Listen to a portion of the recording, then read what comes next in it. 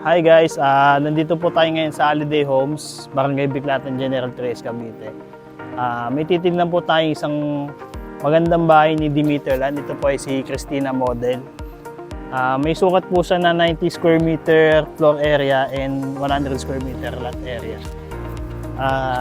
Tara po, samahan niyo po ako, pasukin po natin. Proceed po tayo dito sa gate and fence. Ito pong gate and fence, 1 meter yung standard po na turnover po ni Christina. Kung gusto niyo pong patasan, up to 2 meters. Katulad po nito, pwede po. Tara, pasok po tayo. Ito po yung car garage po na very spacious. Sa sedan, maluwag pa po siya. Yan. Tapos may pre-CCTV camera na rin po dito na ilalagay. Tapos, libutin po natin yung kabuuan ng lote ni Christina.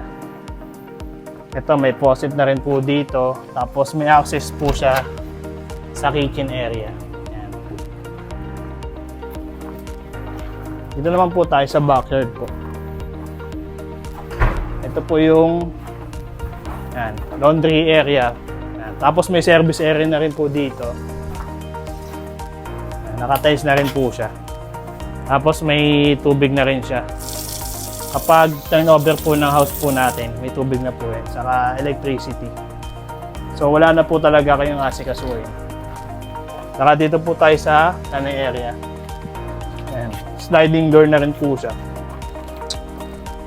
Tapos dito po sa ano na to, pwede yung pong palagyan ng tiles kung gusto nyo pong naka-tiles. Tapos may basic landscape po siya nakasama upon turnover.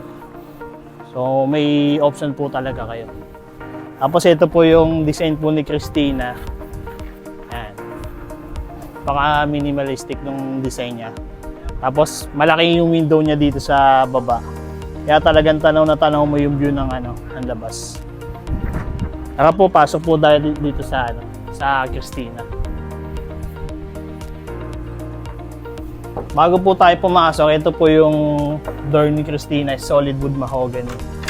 Lahat po ng pintuan ni Christina is solid wood mahogany.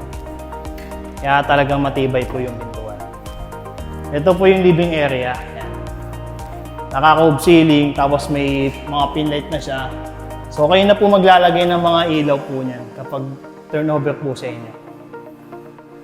Tapos ito naman po yung kitchen area. Ay, yung dining area, sorry. Dining area. Yan. 6 to 8 seater pwede. Tapos naka-cove ceiling. Pwede yung pong, may option po tayo kung cove or drop.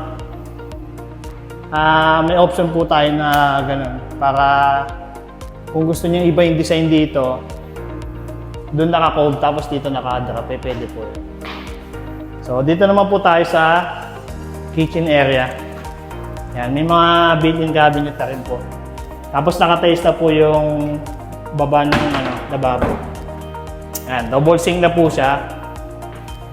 Yan, tapos may water na rin po talaga yan. Yan, dito po ilalagay yung refrigerator. Yan. Tapos doon naman yung gas stove. Ito naman po yung sa breaker. Yan, dito po nakalagay. Modern design na rin po siya. So dito po tayo, proceed po tayo dito sa toilet and bath ng first floor. Ayan. Pang lang po siya, pwede po siyang, ayan, may telephone shower na siya. Tapos may nilagay na tiles. Ayan. Pina-customize po ni client. Tapos may bowl na rin sa sink. Tapos dito naman po yung lagay ng kung may mga lalagay kayo shampoo or sabon, pwede dyan. So dito po, bago tayo makiat, yung hagdanan po ni Christina is mahogany wood na siya and tubular. Saka naka-transparent glass na siya. Sa tiles naman po, yan, yung tiles po na design is wooden tiles. Depende po sa inyo yun, may choice po kayo. Ito po yung malaking bintana ni Christina. Pwede kayong maglagay ng chandelier para maganda yung design sa labas. Proceed naman po tayo dito sa first bedroom. Ito po yung first bedroom. Ayan. Very spacious. Tapos pinalagyan na ng window type na aircon. Tinabang niya na. Pwede po yun. Bago po tayo magpa-construct ng bahay, may meeting with architect na po. Kaya may di-discuss nyo po yung kung ano yung mga ipapabago nyo sa floor plan. Pwede po. Tapos naka-cove ceiling na rin siya. Then may mga built-in cabinet na po sa lahat ng kwarto. Proceed naman po tayo dito sa second bedroom. Yan. Meron din po, same lang, pinalagyan ng abang. Tapos naka-sliding window na siya. Tapos may mga saksakan na po siya. Yan. Tapos built-in cabinet. Saka meron na po ilalagay po dito na na smoke detector. Tapos kung may gusto nyo palagyan din sa CCTV camera, pwede po yun bawat kwarto. Pero may pre-CCTV camera na po si Christina upon turnover. Kaya kung gusto nyo magdagdag, pwede po yun. May additional nga lang po. Tapos dito naman po yung second toilet and bath. Yan. May telephone shower, rain shower. Tapos may bitana na rin po dito. Yan. Tapos may bowl, may sink. Naka-tiles na po yan. Kaya talagang malinis na po tignan. Saka madaling linisin. Okay, dito naman po tayo sa master's bedroom. Very spacious yung master's bedroom po niya. Kahit queen size po, pwede. Kakasya.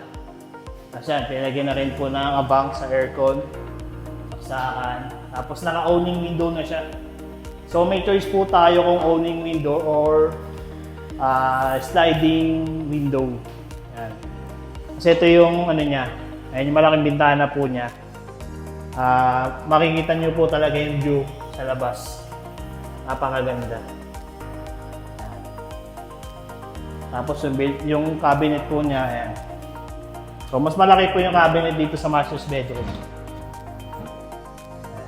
So, taka dito po tayo sa balcony. Proceed po tayo dito.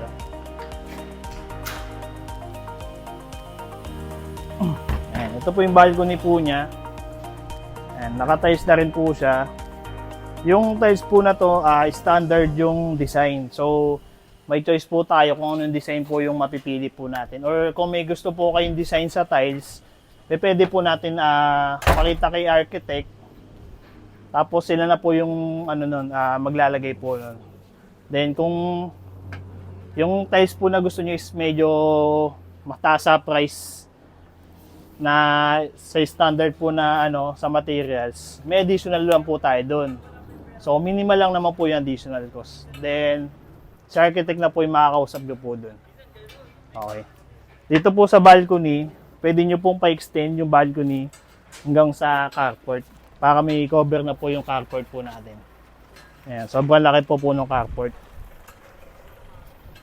Ayan. Tapos, sa location naman po ng Christina, available po sa Cavite, sa 13 Martires, dito sa Holiday Homes, sa Tansa, saka sa Silang Cavite. Available po siya. Then meron din po sa Batangas, Laguna, at Tagaytay. Tapos sa north naman po, available po siya sa Bulacan, Pampanga, Tarlac, Ilocos Sur, Zambales, Pangasinan. Ayun po yung mga location po.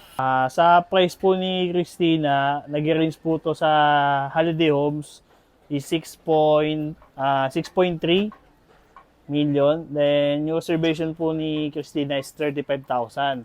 So depende po yun sa availability ng lot area and location. Iba-iba po kasi yung price po na po natin sa Christina model.